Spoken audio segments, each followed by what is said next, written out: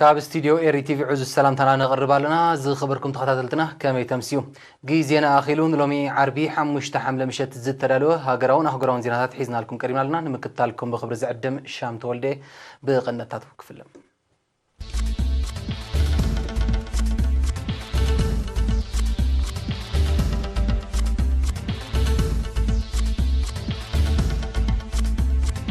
لعل محبر قطبا قداس نزلهم ترقاتات بصفحاتي السلاسل اللوم أبزوا دبو باب محيال بحلاو مصنعتن سندان زتوكر سلطنات واهبهم أبات عزركب مسلطن ماكل هاكوس أغلتميتن عسران سلستن سرحنيات عسلتين منقست لو بسنان مسكونغو أبزر راخب دبات حلوة مكتال إيبولا 5 حيال حبيرو الجراتات كانت أنك محبروي تجمعات فنزويلا خوين 5 لما منقست هاجر كسيسو أمونغو بريطانيا إيران دبلوماسيا ومفحفح تفجروا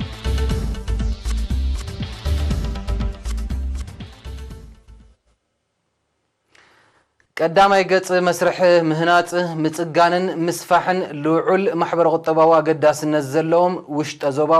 زوباوي كمون مسدوبات ኢትዮጵያ ዝተአሳሰሩ መገብት ጽርግያታት በመዋሃደ ፕሮጀክታት አድሃሎ ሃገራውያን ኩባንያታት ህንጻ ሰገን ቀይሕ ባሕሪ አስቤኮን ብደሆን ከመውን አሃዱታት ኃይልታት ምክልኻል ኤርትራ በጽቡቅ ይሰላሰላሎም ጋዜጠኛ ሀብቶም ፍረዝጊ በመልክዕ ጸብጻብ ዘደለው ተሕስቶ አርሴ ማስመሮም ከተወርበ እቲ ኣብ ትግባር ዝርከብ ፕሮጀክትታት ካብ ነፋሲት ናብ ደቀ ምሓረ 40 ኪሎሜትር ካብ ደቀ ምሓረ ናብ ተራ እምኒ 29 ኪሎሜትር ካብ ዓዲ ኋላ ናብ እንዳገርግስ 18 ኪሎሜትር ካብ ድግሳ ናብ ሰርሓ ዝወስድ መስመር ከምኡን ካብ ድግሳ ብመንገዲ ሓላይ ኣቢሉ ናብ ዓዲ ቀይሕ ዝኣቱ መስመር የጠቃልል ኣብ ፕሮጀክት መስመር ነፋሲት ደቀ ምሓረ ዝነጥፉ ኣካየትን ሞያውያንን ኣብ ዝሃብዎ ሓበሬታ እቲ ስራሕ ምስፋሕ ጽርግያ ካብ 7 ናብ 14 ሜትሮ ምጽጋንን ምህናጽን መስመር ነፋሲት ማሕባር ምግፋሕን ምህናጽን 25 ድንድላት ከምኡን ቀጻልን ዝባላሾ ዝነበረ ካብ ማሕባር ናብ ዓላጋዴን ዝወስድ መስመር ብዝሓሸን ዝበለጸን ምትካ ከም ዘጠቃልል ኣብሪሃም ካብ ነፋሲት ክሳብ ዝናይ ክሳት ቀጻላን ጋዴን ገጽ ዘገልግል ወይ ዘሎ ምትዕራይ ከም ቀዳማይ ገጽ ኢልና እንድሕር ሕጅንያ ነርና ኣብዚ ሓደ ናይ ቤንቶታት ዝምላእቶ ደይ ኮይኑ ወዲና ኢና ተቀዳማይ ገጽ ናይ ተስራሕና እዚ መስመር እዚ ጽርግያ እዚ ብቆንዱ ኣዝዩ ወሳንን ስሉጥ ዝኾነ ኣገልግሎትን ዝህብ ምዃኑ ማለት እዩ ንኹለን ዘባታት ኣብዚ ፍላይ ኣብዚ ናይ ደቡባዊ ወገን ጋሽ ባርካ ገጽካ ዝቐንዐውን ኣቋራጭ ሓጺር እዩ ስሉጥ እዩ ምስ ናይ ወደብ ቀልጣ ርክብ ኣለዎ ንኸተማታትና ኸይረበሸ እዩ ኣገልግሎት ዝህብ ማለት እዩ እቲ ውሑስ እዩ ዝበሃለሉ ኣገባብ ተሰሪሑ ዘሎ ብፍላይ ዝሓድሽ ንሰርሖ ዘለና እቲ ዝናዋሕ ወይ ዝውስኽ ንብሎ ዘለና ምናልባሽ ተናይ ቀደም ክፋሉ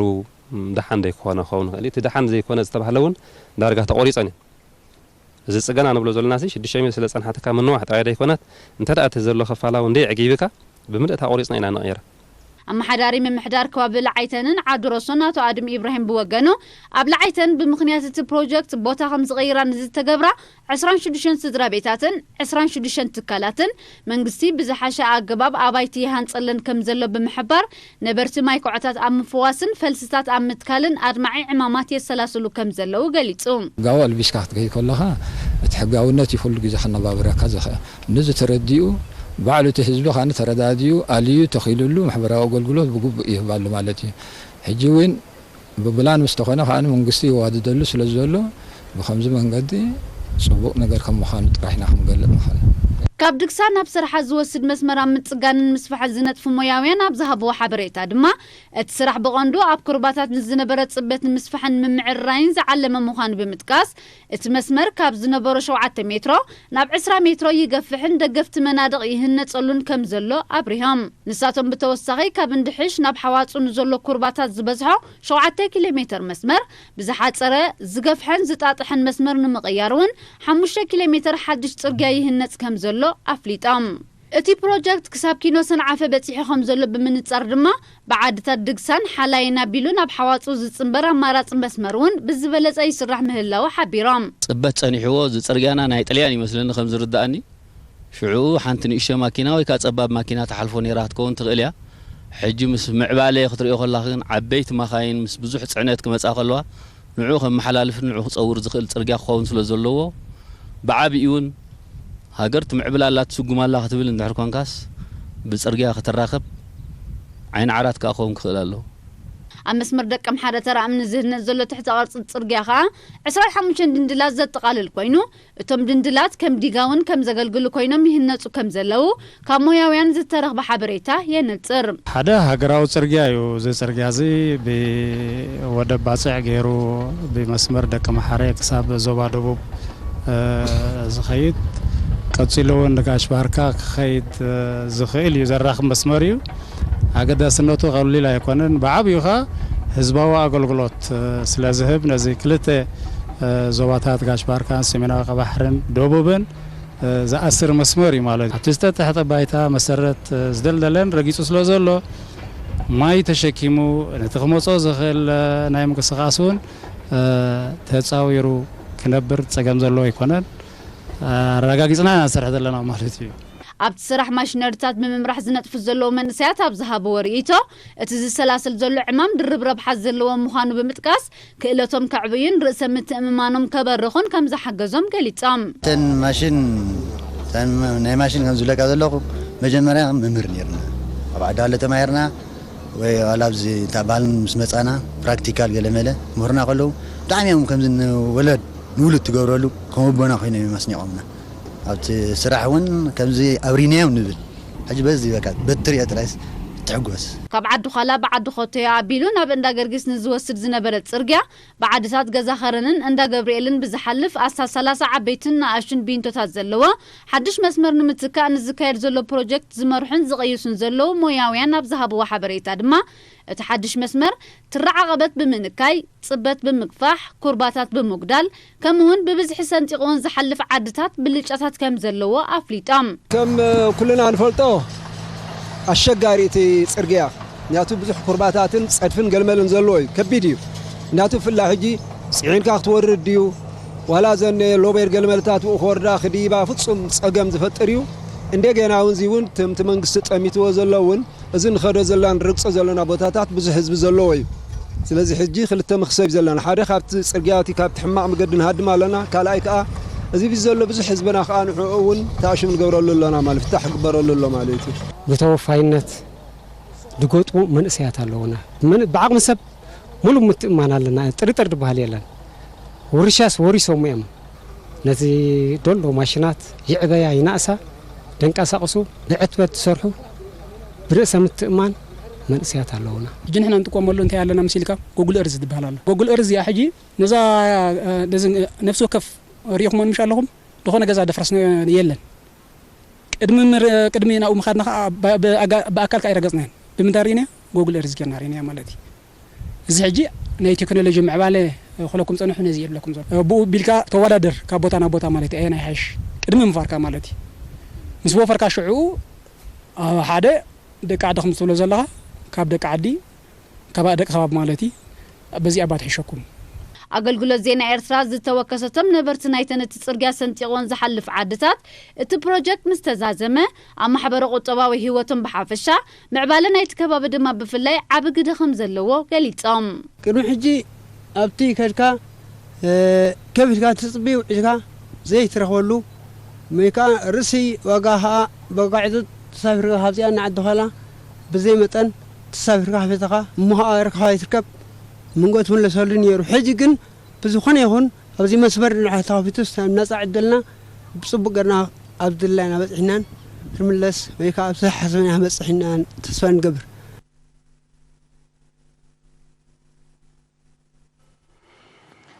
ኤርትራ ሃብታም ባህላዊ ውርሻታት እትውንን ሃገር እያ ነዚ ብግቡእ ንምፍላጥን ንምስናድን ድማ ስነ ፍልጠታዊ ኣገባብ ምኽታል ኣድላዩ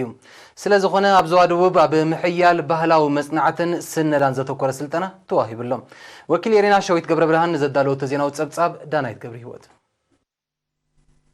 ببيت صحفت كوميشن ባህልን ስፖርትን ኣብ ዞባ ደቡብ ዝተወደበ ኣብ ምሕያል ባህላዊ መጽናዕትን ስነዳን ዘተኮረን የ4 መዓልታት ስልጠና ካብ ኩለን ንኡስ ዞባታት ንዝተዋጹ 41 ሞያውያንን ዝምባለ ዘለዎምን ኣብ ከተማ መንደፈራ ተዋሂቡ እቲ ስልጠና ትርጉም ባህሊ ያታዊ ትልሂትን መጽናዕትን ኣፋዊ ያታን ኣገባብ ኣጸናንዑን ከምኡውን መጽናዕቲ ኣመጻጻ ኣስማት ዓድታ ዞባ ደቡብ ኣብ ዝብሉ ዛዕባታት ዘተኮረ እዩ ነይሩ ብ4 ሐምለ ኣብ ዝተኻይደ ስነ ስርዓት ምዝዛም ዋና ዳይሬክተር ክፍሊ ባህልን ስፖርትን አቶ አብርሃም ዮሐንስ ንተመክሮ ባህላዊ ንጥፈታት ኣብ ዞባ ደቡብ ዘተኮረ ሰፊሕ መብርህ ድሕሪ መሃብ بمصنعتي مسرح عمت ملؤ زغدو حسابات مسلسال محيال ميزان زوباو أقاوما مسجار بحلي أمونغو من إسياتن نعاوت وني كم زهلو مقبارن كابتم نعاوت زدر خور وحيتات مهانو مابريهم أما حداري زوبادوبوب أتو إفريم جبر كروستوس بوغنو زوبادوبوب نزوننو هفتان بحلاو ورشات تقيسو سلت أنتك أسيمامو نزلو تمرت أب جبر كسر حلو انت خوينام موياوي كتتلن جمجمان كجبارو لومن توساخي سلت أناتات كود دوبو لومن كم زقبع بمحبار ممحدار زوبا نتعمام نمحيال كسرح مخانو الرقاقيتهم سلت أنتني أرينا بزهبوا حبريتا بزقسموا أما أزاني فلتقت عمت نعتن مسنادن بهلا ورشاتات إجامهم كبركتو مخانهم الرقاقيتهم مثلنا أقابنا هنكيت سنة هنا حجيجن بساينساو مقد خميجر كات عقبة خميجر كات سندان خميجر كمسرح كهانا بحزبي تمصون بو غيركها بحلخا خميجر صلاو هون اب زبلي نيرو نحنا بجافجافينا نفولتو نيرنا حجيجن وشچو طليرنا نفولتو حاجزنا بلاس ابت نحنا نغبرو مصنعت دما ازيو حاجازن طقامنيو كميجرنا نصنعو ازنعناخا كميجرنا نزمت ولودات نمحلالفو سلازي حاجزناس بطعمي حاجازي يبلانا اب مودعتا نسلت انتي ورقه مسكر تعديلو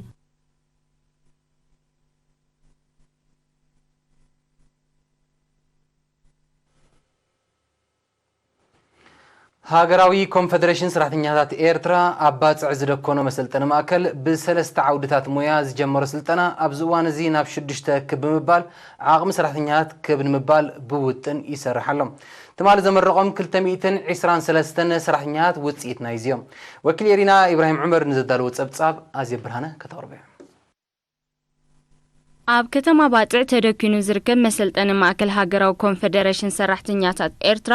ብክልስ ሓሳብን ግብራዊ ስራሕን ን6 ኣዋርሕ ዘሰልጠኖም 223 ሰራሕተኛታት ብ4 ሐምለ ኣመሪቑ እቲ ስልጠና ዓውድታት ኤሌክትሪክሲቲ ኤሌክትሮኒክስ ቴክኖሎጂ ኮምፒውተር ጽርበት ዕንጨይቲ ከምኡውን ጽርበት ሓጢንን ስርዓተ መዝሓልን ዘጠቃለለ እዩ ነይሩ رئيس ممر نايتي ماكل انجينير عرفاين بين ابزس معقال ات ماكل نزهبو موياو سلطنا عينتاون مغبارو بمنطر عدقي مسارحيتات مسالطياتاتن مسفع عودتاتن صعرتات ككايد مصنحو بوغن اسلطنتون ناي قدماين كالاين ديغري زلوم بوقعت ممهران كم زلو غليصو ام منستر تمرتي حلافي مكتتالن مرغغات بقعتن تكنيكاون موياون تمرتي سلطنان اتو معشه جبرتن سعيد دما سراحتنيا ببوانو مسمع باله تكنولوجي تمرتن سلطنان مزقسم افراينتو زياده سلازعبي بزل على كدفالو زلو اقداس اقباب كم زخونه بمتقاس اتماكل عقمو ان دلادلن ان معبلن ببزحن عينتن سلطناتات ان ودبه قطالنتو نمرغغات بعتب كسرحلو تلابيو وكيل تمرقت بوغنو اتسلطنا استفلالي ممزنيتات زمالين بمعبول مسارحيتات تسنيو اب جبراو تمرتن صقط منبار بمحبار دلونتهم نوفي سرح حبل معتاو مدبات الرقاقيتو صحفي هكدف ابزوبا سيميناو كحبحري اتو حيل تولد برهان ابزس معمزاز مقال تمرتي بجبري كسرحلون بقطالي كحدسن كمعبلن مسرتاو مخانو بمبراه سلطنتي نزقسمو فلطت بصعرن تبلحاتنتن كدرعوا ازخاخيرو اموداتام نفس وكف عودي صبللتا نزر ايو سراحتنياتات شلماتن ورقات مسكرن تعديلو أب زوادوب بهلاوي ورشاتات زدنفعن أب سنة أباوي نتفتات زنبالي زلوم زيقاتات زد تساتفلون بقعاتهم زنت أوارقلون سنة أباوي وردر نشلمات أورا أب منقو عسر تغلتن أزواتات نايت زوبا تخايد اللهم نتسنة سرعز تخاتلت وكيل إيرينا شويت قبر برهان بملكع تسابت دالتولا فورتنا عندهم كطالبين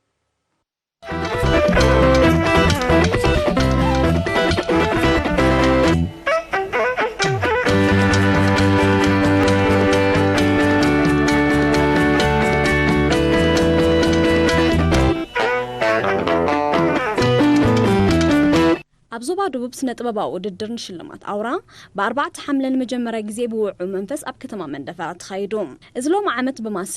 ትልሂትን ግጥምን ዝተጀመረ ኣብ መንጎ 12 ንኡስ ዞባታት ደቡብ ንዘዋሪት ዋንጫ ዝግበር ውድድር ስራሓት ስነ ጥበብ ንምብርባርን ንምምዕባልን ከምኡውን ዓቕሚ ስነ ጥበበኛታት ንምዕባይ ዝዓለመ እዩ ኣብ መጻኢ እቲ ውድድር ካልኦት ዓውድታት ስነ ጥበብ ከጠቓልል ኣብ ክንዲ ሓንሳብ ኣብ ዓመት ድማ ክልተ ሳብ ክውደብ መደብ ከም ዘሎ ኣብቲ ኣጋጣሚ ተገሊጹ ሓላፊ ጨንፈር ባህሊ ዞባ ደቡብ ኣቶ ዘርሰናይ ተስፋይ ኣብ ዘስምዖ ቃል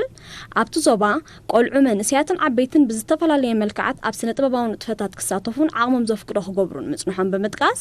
ዝግባእ ውዳበን ንጹር ናይ ኣበርክቶ መስመርን ስለ ዘይነበሮ ግዳ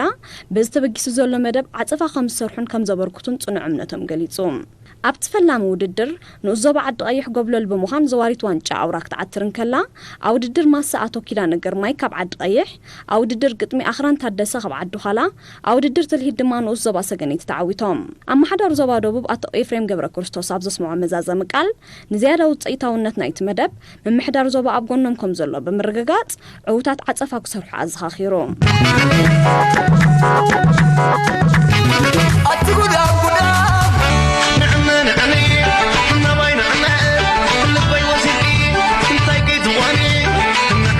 واتمار تسبادب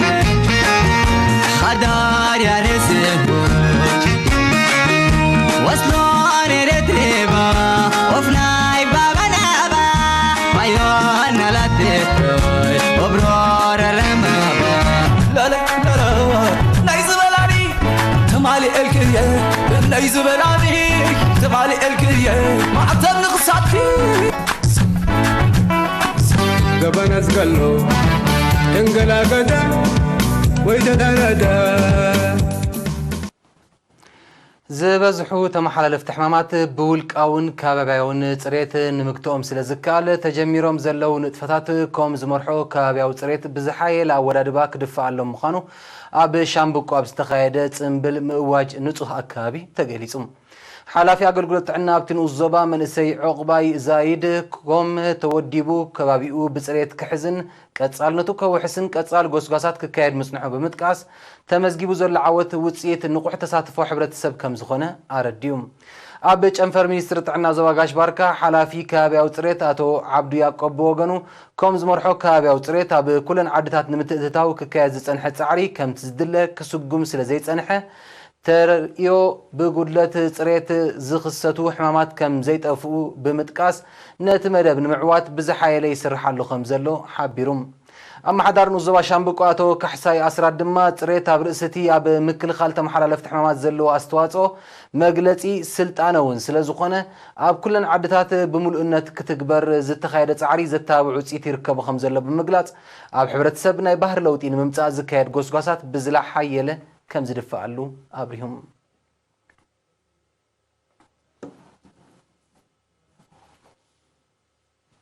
زي صعب أخبراو زينايو مكتالكم دقيمة بخبر عدم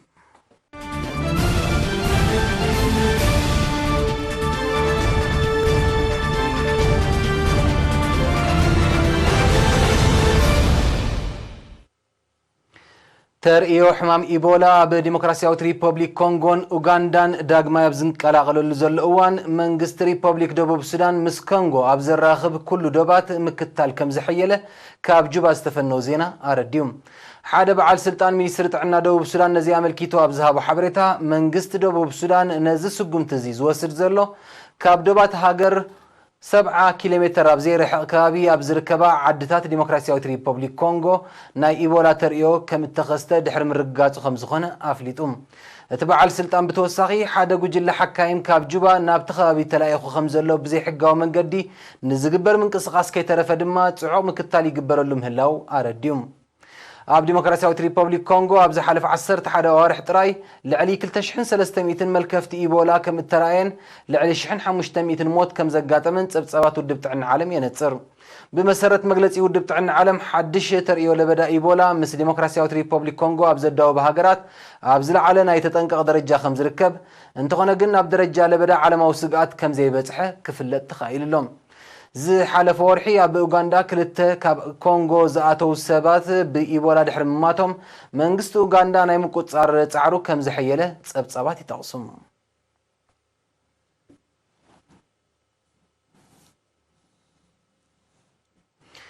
أمريكان مشاركة هاجراتنا بالعلي فنزويلا أصنعوا زلوا الجداتات كخفل زجبوا عدا كاب مخفال التاو مقبل مرهانيتن كاب مسلسال كمون كاب سدد نرادي زركب زنبرة ناي بليونات دولار أتاوي كاب مخعبات عقيتو وخمزلو منجست فنزويلا بحموش تحمله كسيسوم ሚኒስትሪ ጉዳያት ወጻኢ ቬኔዙዌላ ኣብዘውጾ መግለጺ ኣብዚ እዋን እዚ ኣሜሪካ ጥራይ ብስም እገዳ ልዕሊ 30 ቢልዮን ዶላር ዝግመት ዋነት ትካል ዕደና ነዳዲ ቬኔዙዌላ ሃጊራ ከምዘላ ልዕሊ 40 ባንክታት ዓለም ድማ ኣብ ካዝናታተን ዝነበረ ልዕሊ 5.4 ቢልዮን ዶላር ከም ዝኣገዳ ብምሕባር ብሰንኪ መንግስቲ ቬኔዙዌላ ማሕበራዊ ድሕነት ዜጋታቱ ንምርጋጽ ተጸጊሙ ከምዘሎ ኣረድዮም بزي كازي تمغلصي بسنكزي اجداتات تخسيتون زلو محبراوي حسام نمقلال منغست فنزويلا كاب استفلالي هاغراتن فينانسياويان تكالاتن زوسدو لقاحن مخفالون تصقيمو خمزلو كاب سدد ندادن اب مغعازو زنطفا مراخبن عمتاو زركب زنبره 4 بليون دولار اتاو دما ناب تحتي 5 بليون دولار وريدو خمزلو حبيروم ሚኒስትር ጉዳያት ወጻኢ ቬኔዙዌላ ወሲኹ ላዕለወይት ተጸዋዒት ሕብራት ሃገራት ኣብ ጉዳይ ቬኔዙዌላ ሚሼል ባኺሌት ኣብ ቬኔዙዌላ ህጹጽ ፍታሕ ዘድልዮ ሰብኣዊ ቅልውላው ተኸሲቱ ምህላው መንግስቲ ቬኔዙዌላ ድማ ኣብ ልዕሊ ገዛእ ህዝቡ ናይ ቅትለትን ጭውያን ንጥፈታት የካይድ ከም ዘሎ ንዘውጻእቶ ጸብጻብ ፖለቲካዊ ድፊት ዘለዎ ኣብ ባይታን ዘሎ ሓቅታት ዘይምስክርን መንግስቲ ቬኔዙዌላ ንምስይጣን ዝዓለመን ምዃኑ ብምግላጽ ኣትሪሩ ኸኒንዎም فنزويلا بسنكي اجراتات امريكان من كل قال واغا نادي اب عالماو عداغان نزغاطما بحبراو قطباو صقمات مفتاح بزبل علامه كاب تشاينا روسيان كالوت مشاركه هاجراتن لعلي 200 بليون دولار تلقيحه خمزلا صبصبات يردوم ببريزيدنت نيكولاس مادورو زمرح منغست فنزويلا امريكا بلعل هاجرو تختلو زلا تصابا سغمتات قند طنقي محبراو قطباو كلو هاجرو مخانيو بترغاغامي كخصص صنيحوم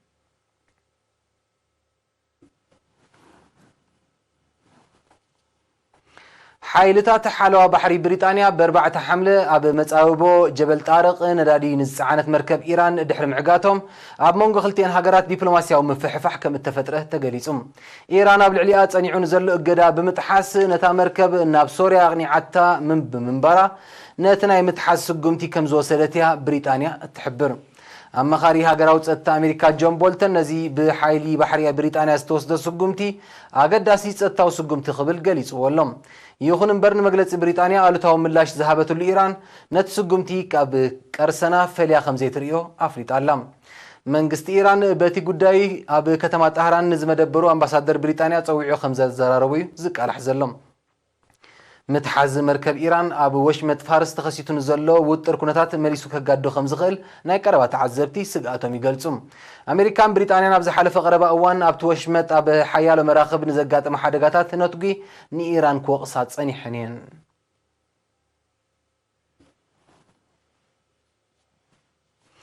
كيدان سمين أتلانتيك نيتو أب ماياو قزات يوكرين زكايدو زلو سفيح وتهدراو لممد حيل بحري طبوق مكتالي كايدو لخمزلو مينيستر مكلخار روسيا بحموش تحمل أبزوز أمغلسي أفليتم تي أهادتات حيل بحري أبال هاجرات الناتو أب وتهدراو لممد تسأميدن انكالو بزرئي تنقاساقاس سئلي زتسني مغلسي مينيستر مكلخار روسيا أبتن روسيا مس أبالات كيدان زفلي دوباتن ماياو قزاتن زلو تأفافن وطرون كونتات زاقل حمخانو تنتهلو كونتات قليسام أبزي كابش حنشة 209 شوعتنا تحزو عمتاوي أب ماياو جزءات يوكرين زكاير وتهدر لممل حيل بحري ناتو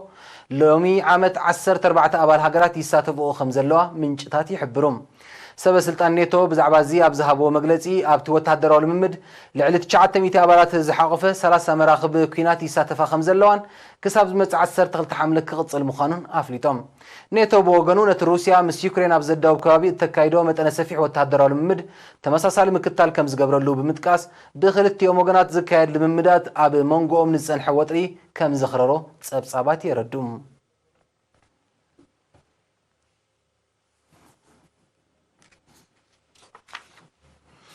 أب دوباو شنخ كاليفورنيا حبرات منقستات أمريكا تمالي 4 حملة 6.4 ريكتر من قطقات ندري كم التسمعة كابتغاب استمحل فزينة أرديوم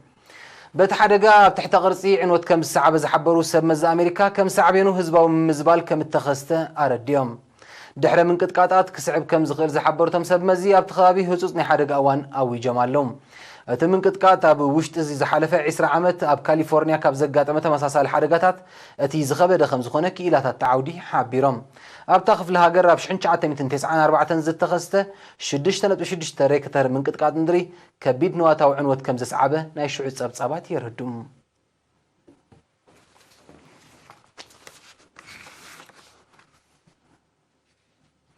نزع الاسترالو زينا مسنا دواب سازي ملو زغط صلفون ايرتي بختكاتو العدم بروخ مشت